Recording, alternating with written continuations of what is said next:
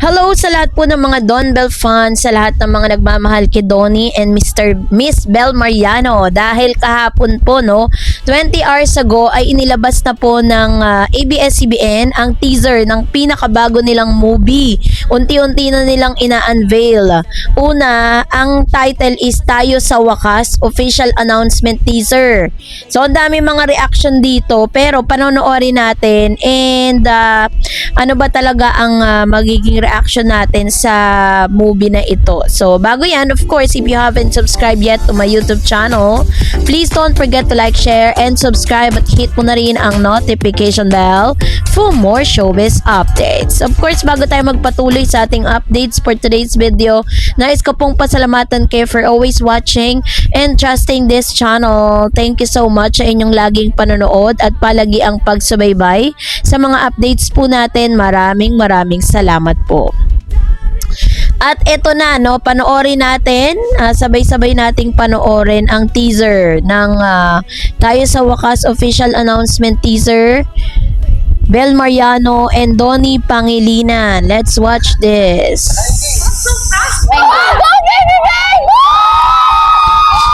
Magsimula sa saya.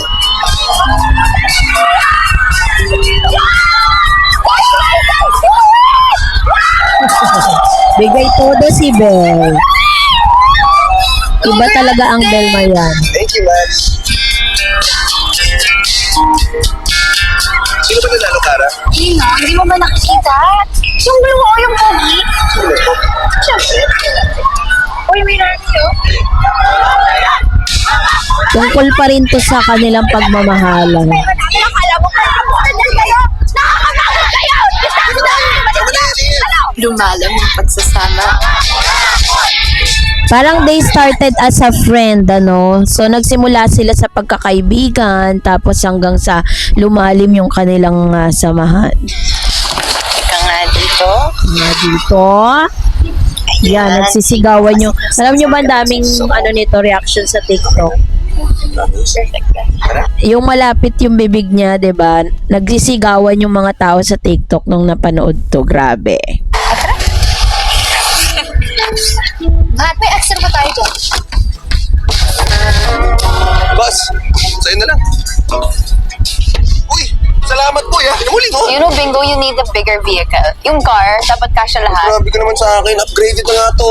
Really? Di bali, isang araw magkakaroon ako ng magandang kotse. Dapat yung expensive. Welcome to Binondo Polyclinic Experience! Woo!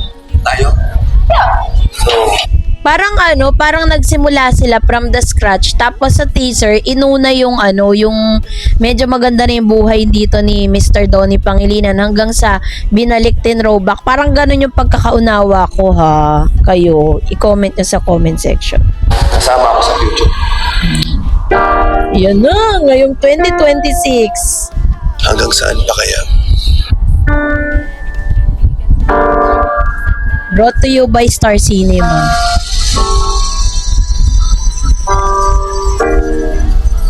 Nice.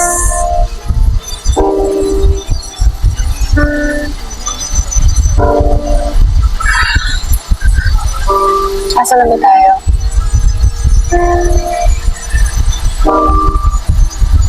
Dito pa rin.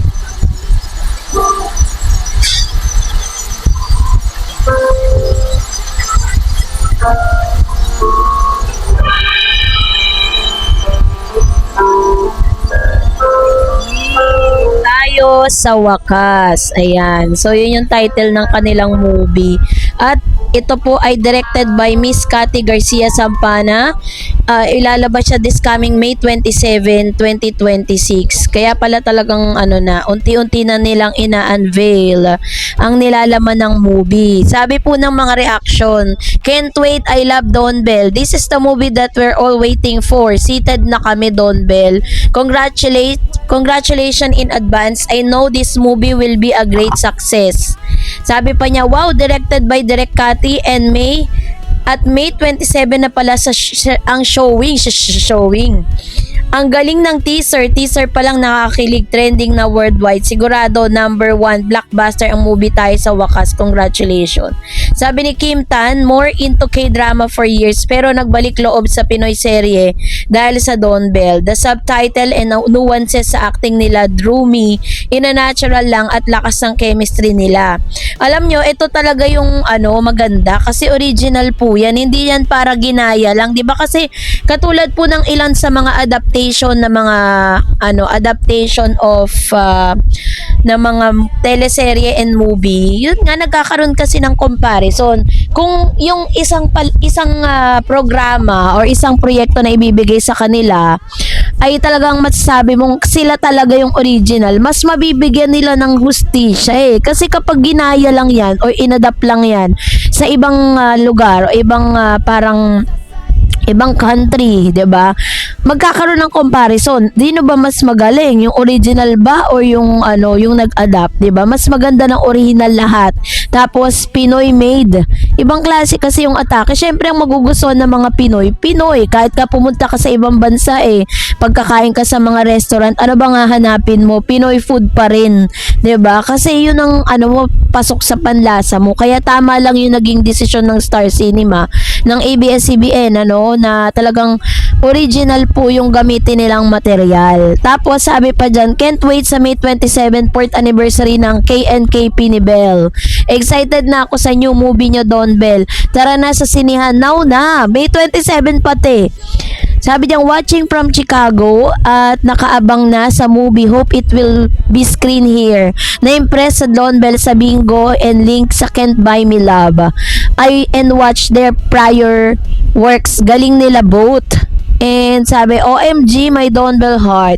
Aabangan ko to. Can't Buy Me Love was the first Philippine series sa sibaybayan ko from the beginning to end. Ang natural lang Don Bell as Bingo and Ling. Plus, iba pa ang chemistry nila. Excited so much, my Don Bell heart. So happy. Hope I can meet them again here in UAE. So, ang base po dun sa impormasyon, yung movie po na ilalabas po nila, hindi po agad yan ilalabas. Parang may international screening din siya. Katulad ng ginagawa kasi yan po yung strategy ngayon, 'di ba? Parang bago ilabas sa Pilipinas, inilalabas muna siya sa ibang bansa. So kung May pa po ilalabas yan, so most probably May February, March, April, May. So, 3 months in the making. So, 3 months po nilang hindi natin alam kung nasimulan na ba. Alam ko kasi sisimulan pa lang Pero may teaser na silang inilabas. But anyways, so, yun yung abangan po natin, 'di ba? So, kailangan mag-reunite at talagang magsama-sama ang lahat ng mga Don Bell fan. Kasi kapag naging maganda po ang resulta nito pong kanilang movie, susunod-sunod rin ng ABS-CBN yan. Magkakaroon ulit sila nagkaroon sila ng 1 movie a year, tapos isang movie ulit or isang teleserye for Don Bell.